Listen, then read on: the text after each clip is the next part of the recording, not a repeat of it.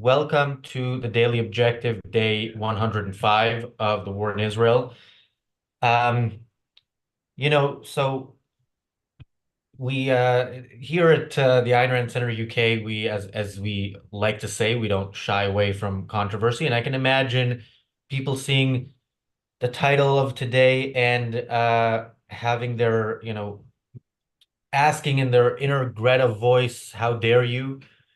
And of course, anybody who's not a first-time viewer of this channel knows that we dare. That's kind of what Yeah, we do here. And yeah, so we're asking a question: can the Palestinians ever become civilized? Now, that's a loaded question. It implies that they are not civilized at the moment, which is something right, we will right. explain.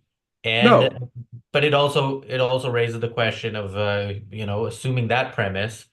We like to look to the future. We're generally optimistic people, even if the past few months haven't really shown it. And yeah, today we're going to do something that's very difficult, and that's try to be optimistic about the Palestinians. So I'm joined by James Valliant once again. James, how's it going? oh, quite well. How are you, Razi? I'm good, thanks. As objectivists, we are the ones who really have both answers. And if there are people at both ends of this saying, "Yes, yes, I love your title because the Palestinians are savages and they'll never be otherwise because they're racists or something or determinists or something," well, no, we reject that. If people, on the other hand, say see. The false alternative here is the only answer is objectivism. And I have a quote here from Ayn Rand, which is particularly powerful. Ideas cannot be fought except by means of better ideas. The battle consists not of opposing, but of exposing, not of denouncing, but of disproving, not of evading, but of boldly proclaiming a full, consistent, radical alternative. Ideas, as we objectivists know, control history. We know that. My Christian ancestors were savages. My Christian ancestors burnt people at the stake and tortured them just a few centuries ago. And the difference is, the reason why I'm not doing that right now, like my ancestors did, is a matter of ideas and cultural change, better ideas coming along and creating a new culture. And the only way that's going to happen is through educational means. Now, look at all the ways we've been discussing this. The West has been subsidizing hateful propaganda against children.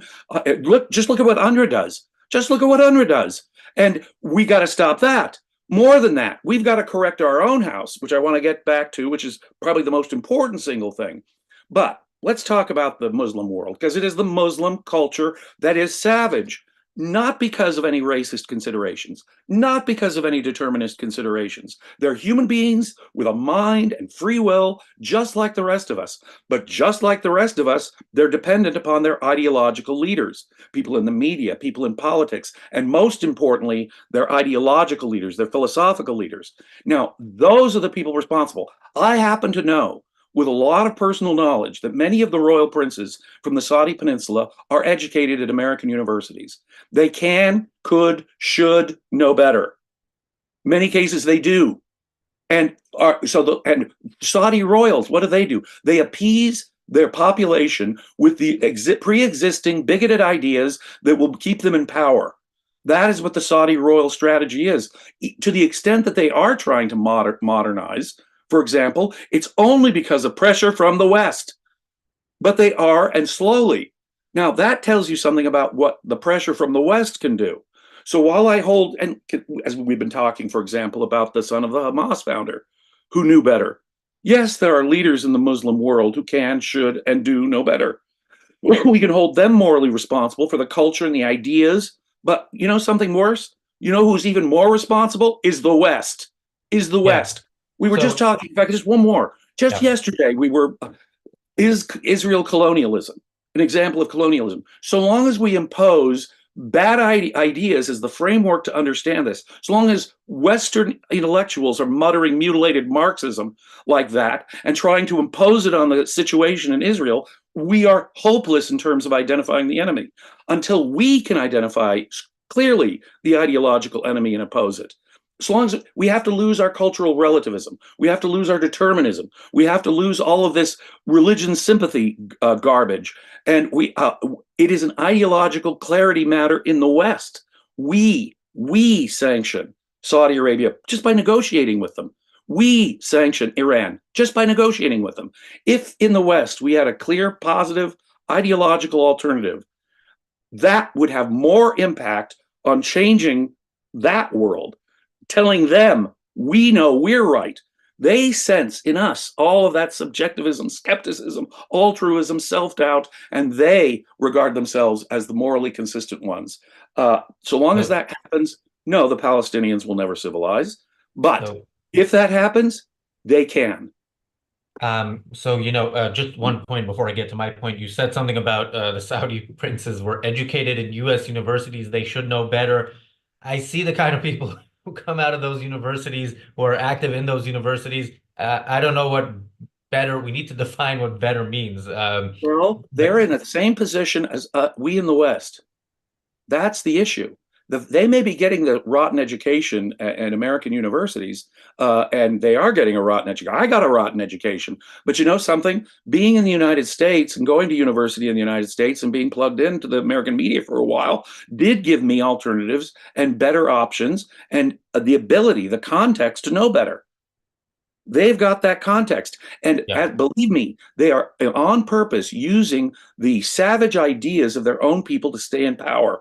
They on purpose are cultivating this Wahhabi ideology on the Arabian Peninsula precisely in order to stay in power. And to the extent they slowly do modernize it all, letting women drive cars or out of the house without a male escort or something, it's only because they're facing pressure from the West, a kind of pressure that we should step up, or it is most fundamentally our fault in the West.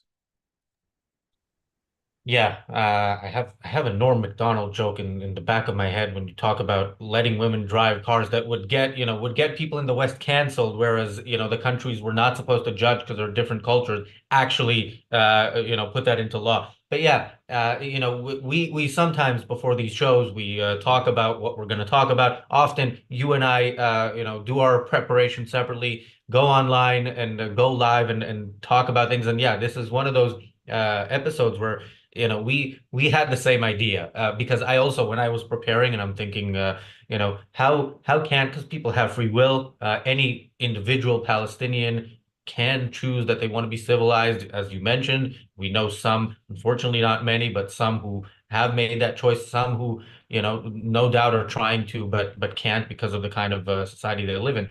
But yeah, the West, you know, leaving aside, actually, you can't leave aside any part of this because it's all connected, but the West is very much guaranteeing that that's not going to happen. The West has been funding Palestinian society becoming more and more anti-Semitic, more and more invested in the extermination of Jews, and that is what it is. However, they want to put it, or however the West wants to excuse it. Yeah, we've talked about how Israelis used to go to Gaza for to shop. There still are Palestinians who work in Israel. I think that's at this point a mistake, but the situation was much more peaceful until Western funded and incentivized education system started or not started, but doubled down on their desire to cause this conflict and make it greater. And one thing that I saw just shortly before we went on the air, and I will find it. This was in an Israeli news website. So this was from the European foreign minister. He says, Israel funded Hamas. We need to force them into a two-state solution. So a couple of points there. So he says Israel funded Hamas as a to counter the PLO. To whatever extent that's true, it shows the kind of mistake that the West always does in every conflict, not saying, okay, these two factions might hate each other, but they were both bad for us. And if we engage with them in any way, it should be military and not, anything that strengthens them.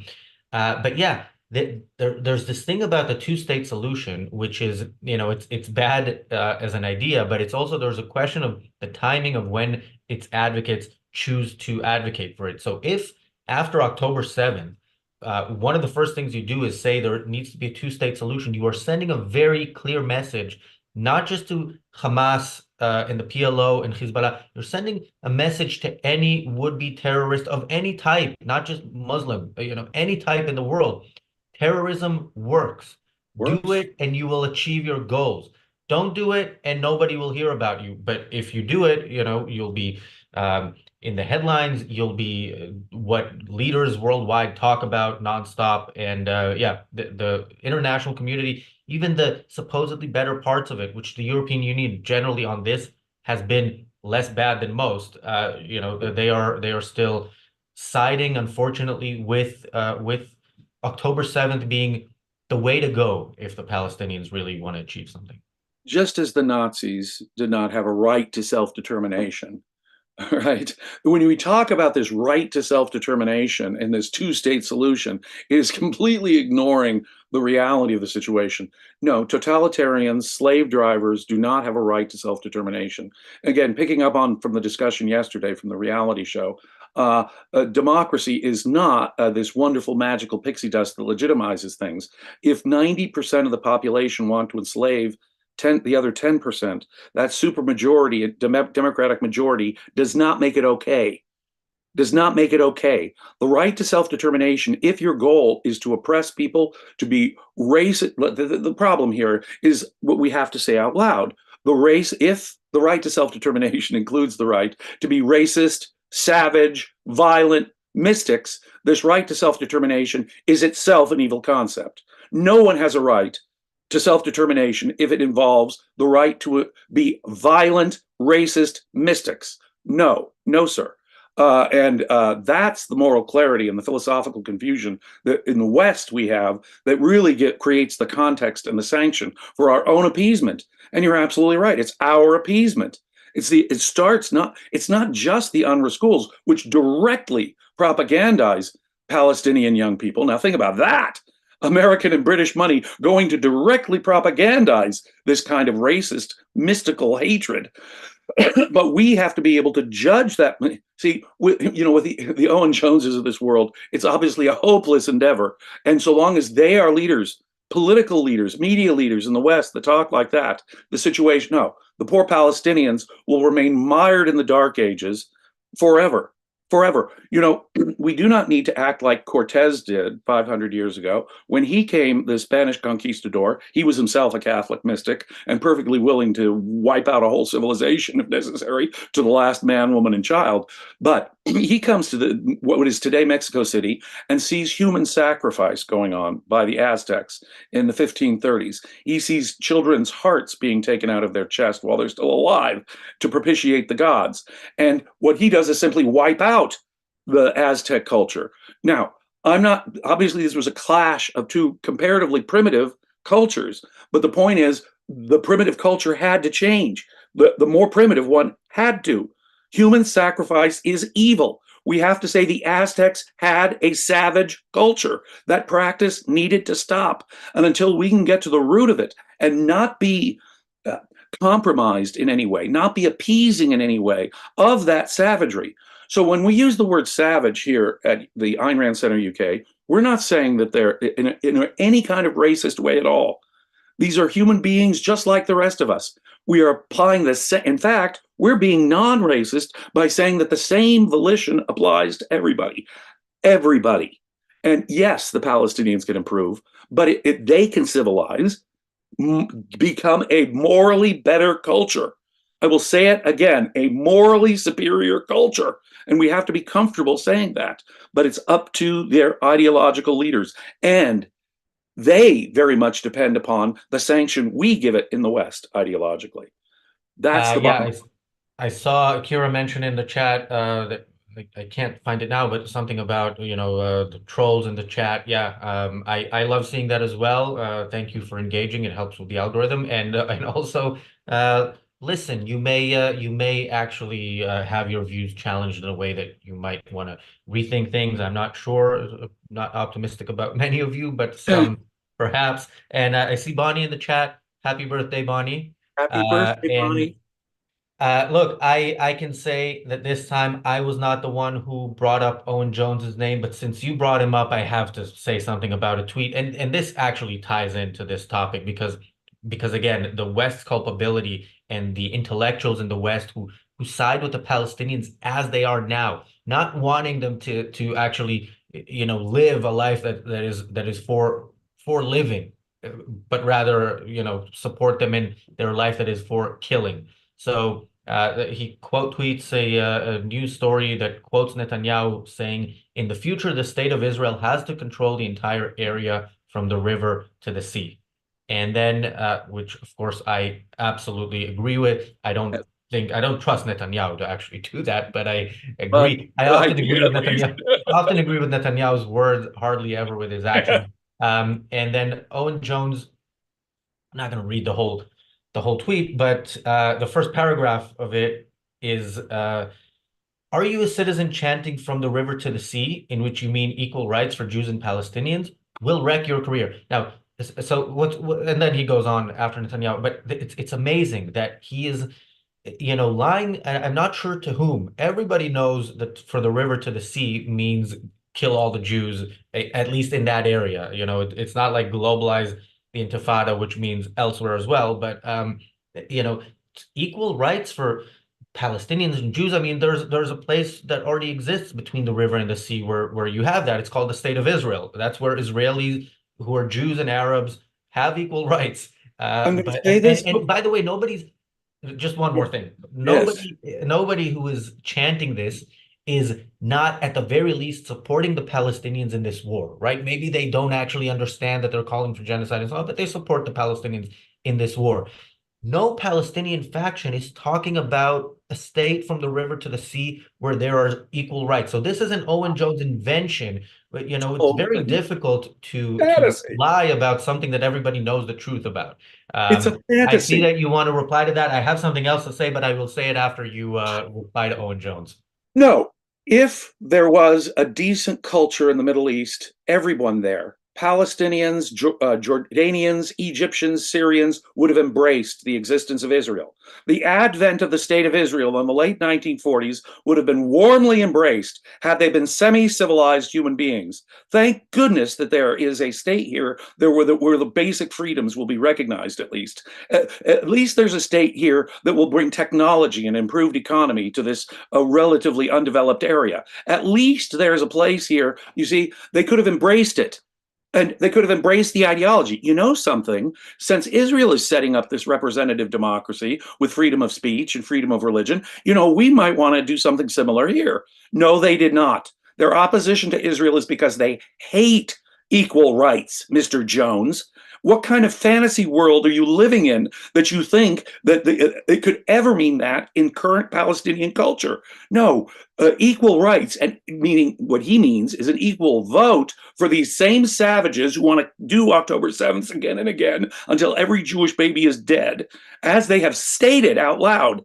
To give them an equal vote is to destroy rights altogether, which just shows how evil Owen Jones is. Yeah, That's all I can say. let me just correct you when you say how could he think this? He doesn't think it. He just says it. That's the thing with the Owen Joneses of the I world. stand Thank you, corrected. Race, for becoming a YouTube member. As you know, we have more and more content for YouTube members, including the reality show Extra, which is an episode of the reality show on Sundays only for YouTube members. So if you join now, you will get to enjoy that. That's a lighter episode. It's not focused on Israel, as is a lot of our membership content. Thank you, Daniel Kraus, the producer of this show, for a super chat. Owen Jones mentioned tip jar. That is, I hope more people embrace the Owen Jones mentioned tip jar. That is something we do for free. So anything contributed to that cause is in addition. Robert Naser, Owen Jones means $2 tip or take a drink. Both. No, I have a decent drinking capacity, but A, I don't do that on the show,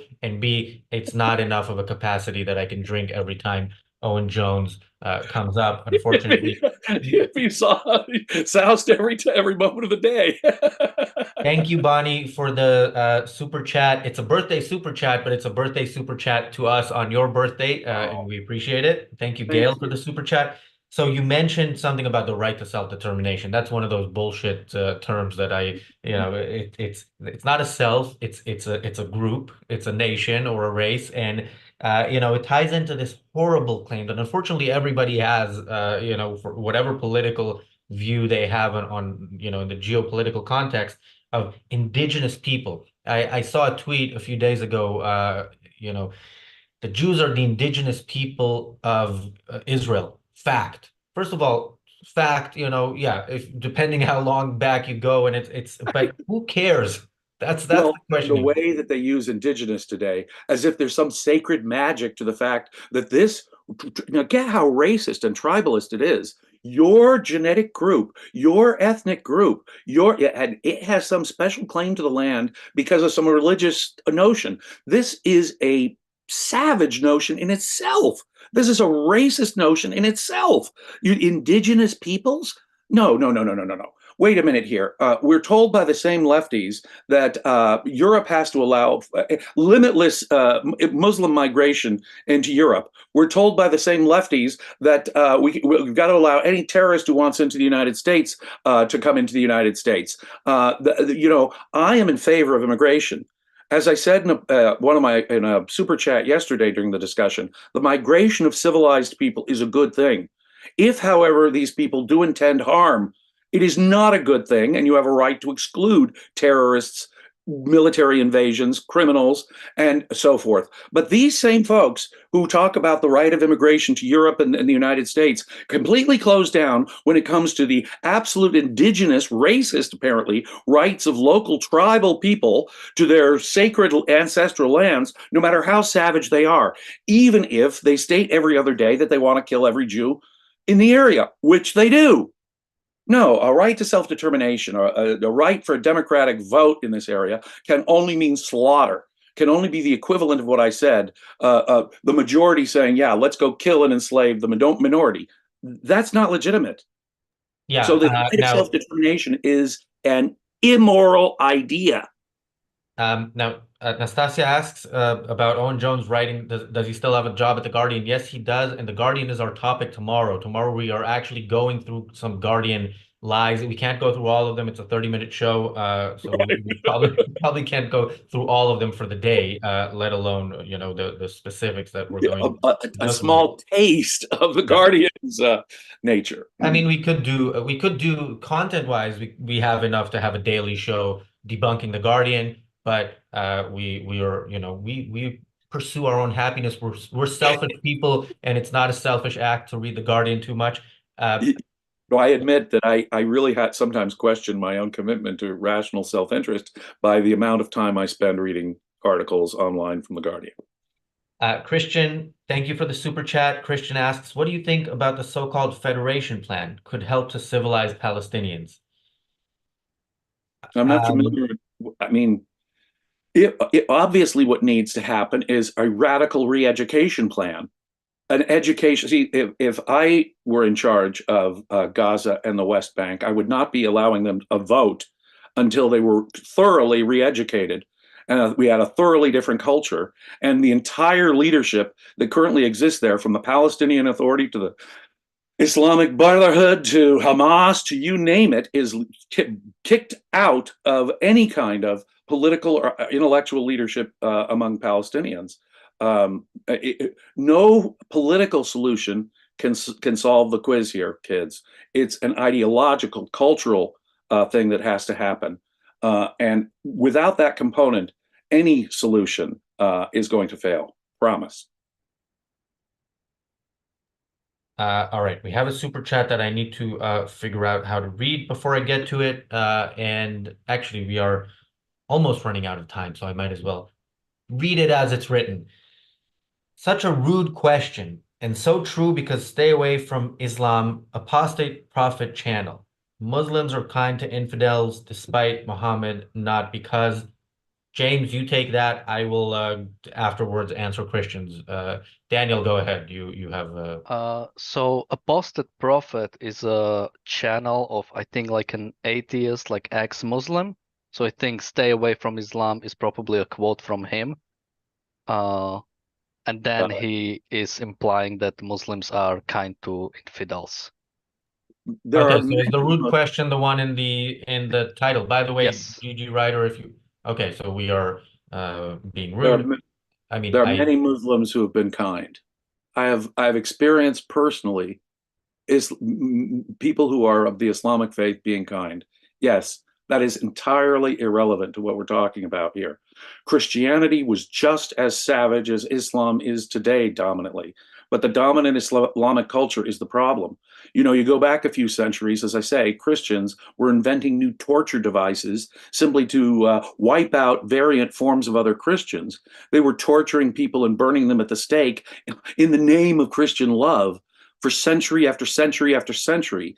It's that same kind of mysticism, altruism, collectivism, the savagery that Christians have known, that Muslims today are going through. It's not a question of race. It's not a question of ethnicity.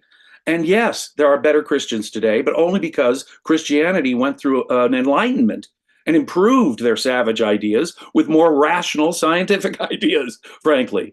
What Islam needs is the equivalent, an enlightenment, for there to be better Muslims. I'm not expecting them to become objectivists overnight. No, indeed. But they can at least start getting better and come off of the intensity of their mystical, altruist, violent tribalism. I want to quickly give my answer to Christian. Yeah, so for me, first of all, I would have said this before October 7th, but I think it makes it easier for people to hear now. I very much think Palestinian culture needs to be made a thing of the past. It needs to be made a thing of the past through military action. Whoever is left afterwards will live under military occupation for a very, very long time. And if and when people do embrace civilization, become civilized, then they can become, as far as I'm concerned, citizens of Israel. But I think that is in the very, very distant future, hopefully a future where the need that I think is a very real need for the state of Israel as a Jewish state today is also a thing of the past, because Jews don't need to escape savages in uncivilized countries and savages in civilized countries. So yeah, that would be my ideal vision for the future. I think it's far away into the future, and what isn't far away is the reality show, where we will talk. We've been trying to be optimistic about the Palestinians. We are not even going to pretend to try to be optimistic about the UN. We will be talking about the UN. We're not asking, can it ever be fixed? The title is Why the UN Can Never Be Fixed. That is 2 minutes away. I will be joined by Kirk, Jonathan, Mark Pellegrino, and yeah, James, you are on X. I'm not going to try to remember your X handle, but Daniel can copy paste it into the chat. I am on X as well, at Razi Ginzberg. Thanks everybody for watching. If you find this content valuable, make sure you subscribe, you like the video so more people watch it, engage with the trolls, or just comment generally. And yeah, tune in to the reality show in a couple of minutes.